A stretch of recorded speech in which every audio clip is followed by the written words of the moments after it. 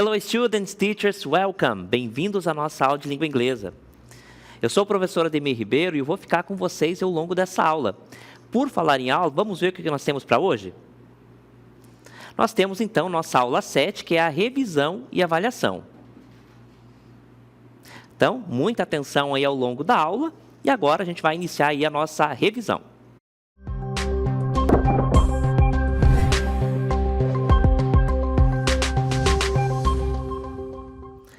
Vamos iniciar, então, a nossa revisão, tratando daqueles conteúdos que nós vimos ao longo dessa unidade.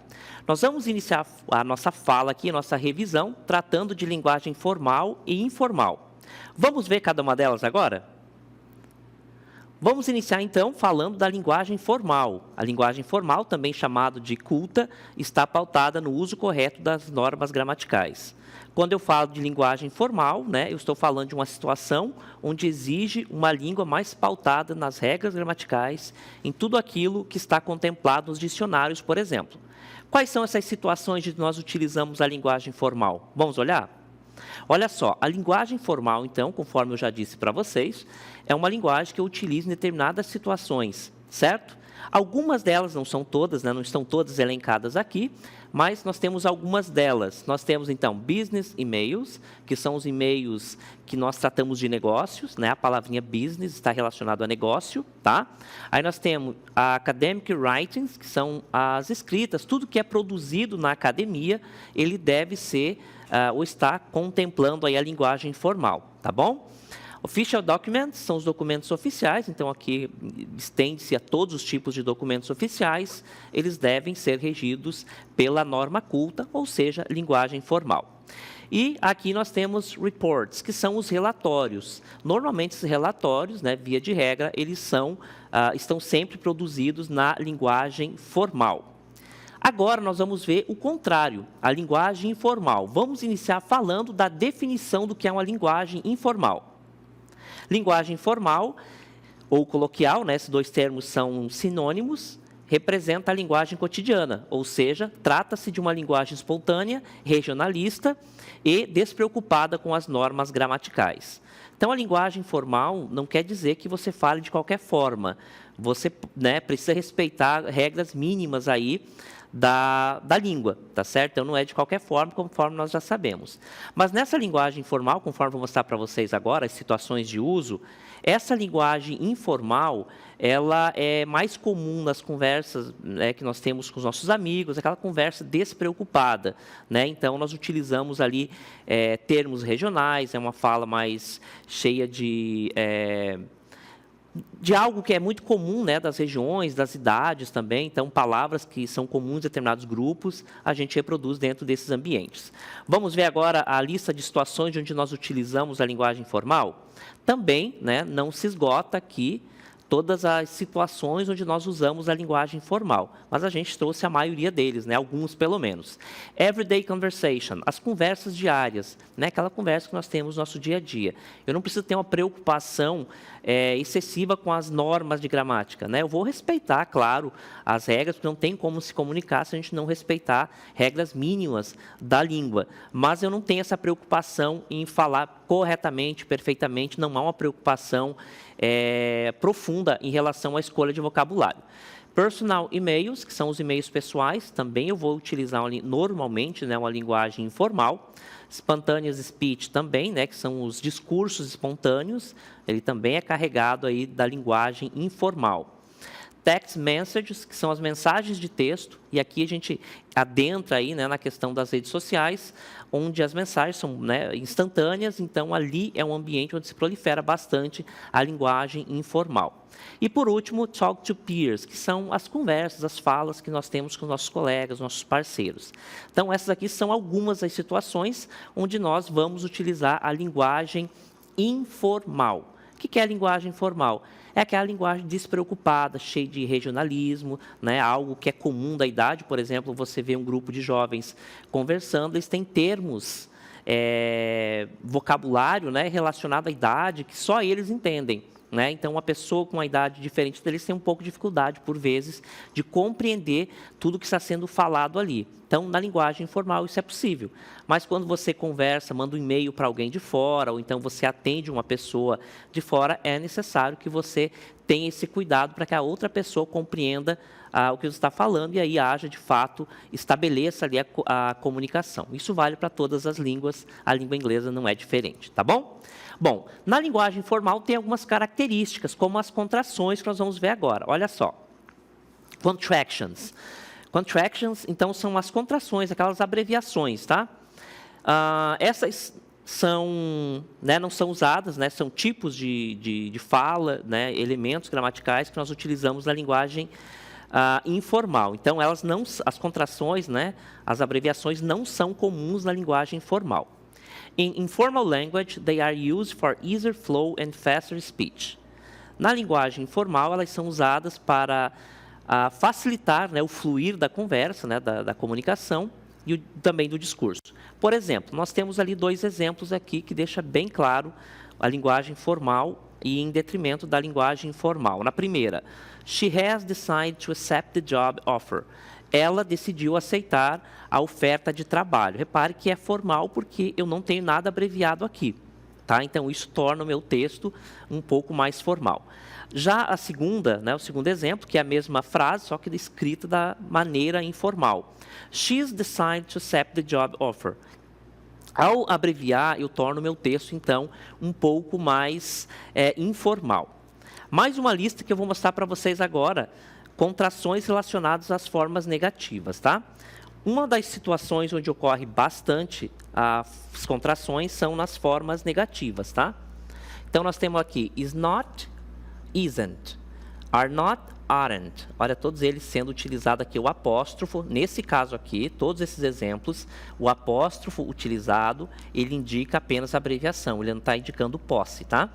Did not, didn't. Então, repare a presença do apóstrofo ali também. Have not, eu tenho haven't, também, né? Tem ali o apóstrofo. Had not, hadn't, nós temos aqui. Will not, nós temos a forma abreviada won't, e nós temos ali também o apóstrofo ali sendo utilizado.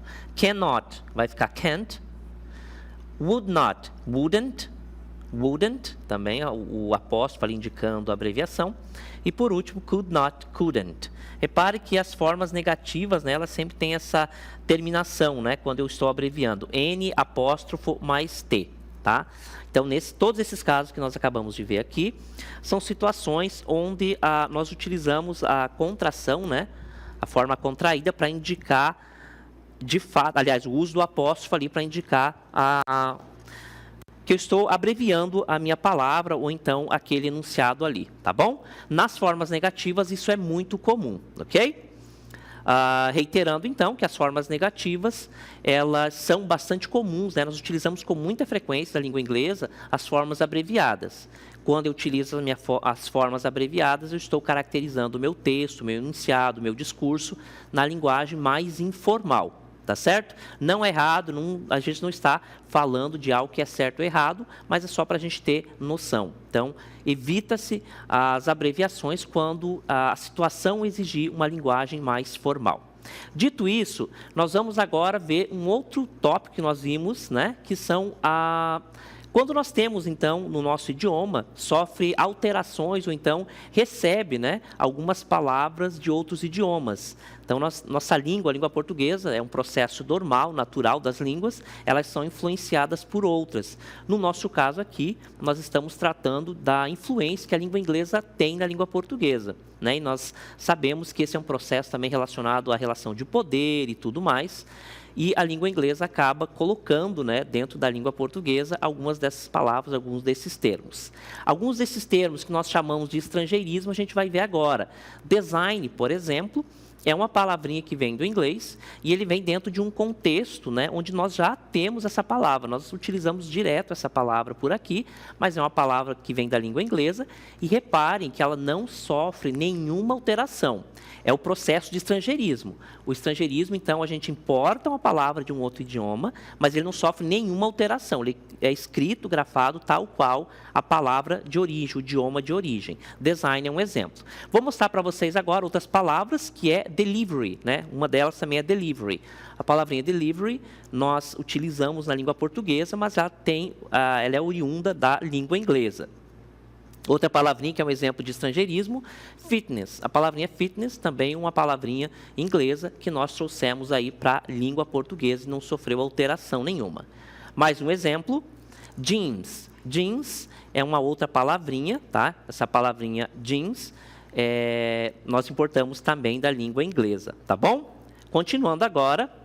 Aliás, nós vimos aí essas palavras, todos são exemplos de estrangeirismo. Shopping center. Shopping center, também um termo aí que nós utilizamos e que tem origem na língua inglesa. E esse processo em que uma língua se sobrepõe à outra, é um processo natural, reitero, esse processo chamado de estrangeirismo, quando nós importamos uma palavra e ela permanece no nosso idioma, nós começamos a utilizar tal qual é grafado, com o mesmo significado do idioma de origem. Outra palavrinha, spray. Spray também, uma palavrinha que nós utilizamos no nosso dia a dia e que tem origem na língua inglesa. Mais uma palavrinha, show. A palavra show é um estrangeirismo, né, que indica, é um verbo que significa mostrar, apresentar. E aqui, essa imagem não é à toa, tá? Show, em língua inglesa, é para mostrar, apresentar algo. Mas um show, uma apresentação de um artista, por exemplo, de um cantor, a gente chama de concert, tá? Que é um outro tipo. Então, o show, com esse significado, com essa carga semântica que nós temos aqui na língua portuguesa, ela não existe na língua inglesa, tá? Show, na língua inglesa, é mais no sentido de apresentar, mostrar algo, tá? O show em si, que é a apresentação de um artista, é concert, na língua inglesa, tá? Então, só é para a gente saber que show, essa definição que nós temos por aqui, não abrange em sua totalidade na língua inglesa. Outra palavrinha, notebook. Notebook, uma palavrinha também de origem inglesa que nós utilizamos bastante aqui. A gente chama notebook para o aparelho, né, o computador portátil, e também na língua inglesa ele significa um caderno de anotações. Outra palavrinha, online. A palavra online também, uma palavra que nós adicionamos no nosso idioma sem sofrer nenhuma alteração, é um processo de estrangeirismo. Essa, então, é a palavra que nós vimos. E agora, marketing. A palavrinha marketing também é uma palavra que nós trouxemos da língua inglesa. Todos esses exemplos que nós acabamos de ver são exemplos, então, de estrangeirismo, que é o processo onde uma língua coloca suas palavras, né, seu vocabulário em um outro idioma, e esse idioma recebe sem fazer nenhuma alteração. Isso difere de um outro processo que nós vamos ver agora. Já o aportuguesamento, gente, é a situação, na verdade, onde algumas palavras são importadas, mas nesse processo ela sofre alteração. Nós temos alguns exemplos desse processo. A palavrinha nylon, a primeira coluna ali, vocês estão vendo, está escrito em português, né, como é que ela ficou na língua portuguesa, e do lado a sua palavra original. Nylon, né, também vem dessa palavrinha em língua inglesa, que também é nylon, só que a grafia é diferente. Sanduíche vem de sandwich, sandwich, não é uma palavra inglesa, mas ele sofreu alteração na grafia, na escrita. Sweater, nós temos sweater, que vem de sweater, da língua inglesa. Shampoo, né? Shampoo, a grafia é diferente. Shampoo, que também é da origem, é uma palavra de origem inglesa. Basketball, ele tem origem basketball. Repare que todas essas palavras sofrem alteração quanto à grafia. É uma palavra que nós importamos, mas ela sofre alteração, e esse processo em que essa palavra é trazida para o idioma, e a partir daí ele começa a sofrer as regras do idioma, né, onde ele está, no caso a língua portuguesa, esse processo chamado de aportuguesamento, tá? Bege vem de beige, tá? Ele sofreu também alteração, é um processo de aportuguesamento. Beef, então, ele tem origem beef na língua inglesa, significa carne de gado, né, de modo geral. Então ele sofre também, inclusive, aqui uma uma diferença semântica, né? Beef aqui a gente se refere a um tipo de carne específico, né? Um pedaço de carne bem mais fino e tal, enquanto que beef, da língua inglesa, ele se refere a todo tipo de carne bovina. Esporte, da língua portuguesa, vem de sport, da língua inglesa, ok? Vou mostrar para vocês agora o apóstrofo, né? Esse apóstrofo é aquele sinalzinho que se parece com uma vírgula e que ele vai em cima de algumas palavras, ou para abreviar na língua inglesa, ou então para indicar posse. Nesse caso aqui, ó, na primeira situação, ele está abreviando a palavrinha, a expressão could not, vai ficar couldn't. Enquanto que no genitive case, ele vai indicar posse. Olha só, that's Jenny's book. Esse é o livro da Jenny. Esse apóstrofo da segunda frase aqui, do segundo exemplo, indica posse, enquanto que esse primeiro, o apóstrofo ali está indicando a abreviação desse termo ali, dessa palavra, dessa expressão, tá bom? Vou mostrar agora um pouquinho mais sobre exercícios, né, que nós vimos também ao longo dessa unidade.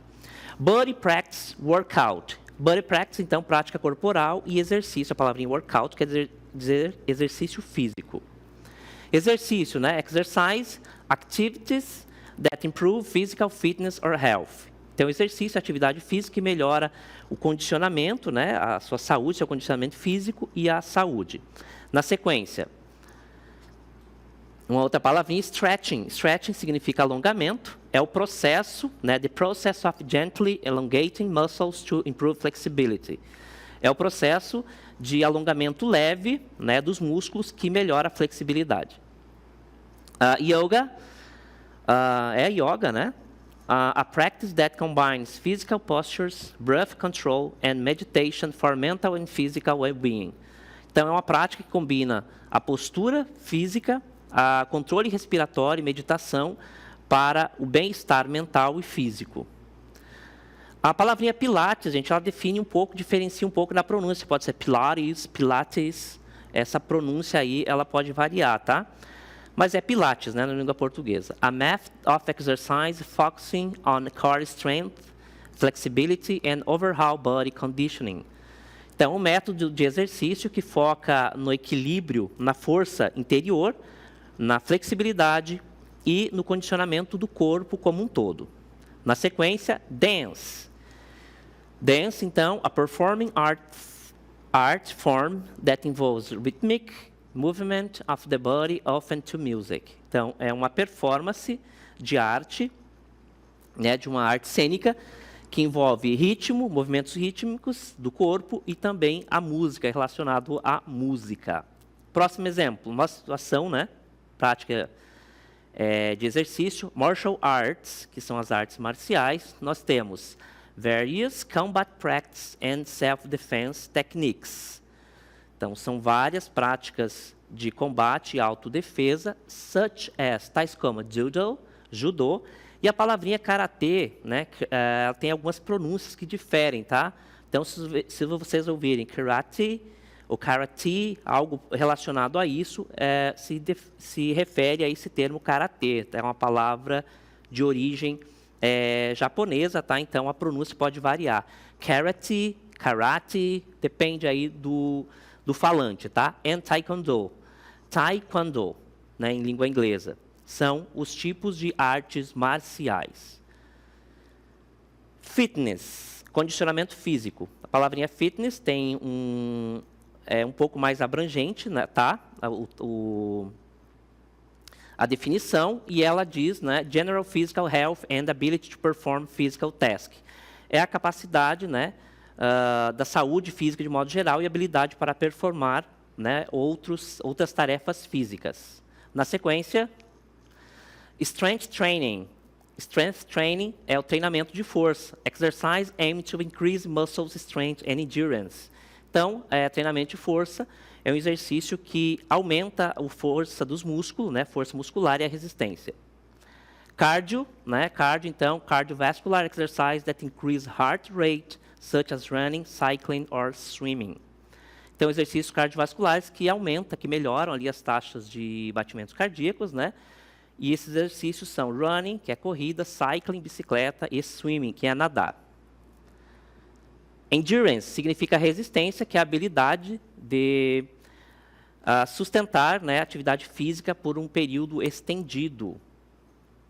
que é the ability to sustain physical activity the extended periods, que é exatamente isso, né? A capacidade de fazer um determinado exercício por um longo período. Quais são os benefícios agora das práticas corporais, né? Das atividades físicas como modo geral? Vamos dar uma olhadinha?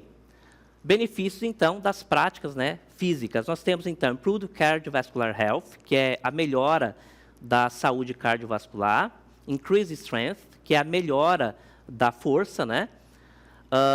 Better Flexibility, que é melhora aí na flexibilidade. Enhanced Balance and Coordination, que é uma melhora no balanço e na coordenação.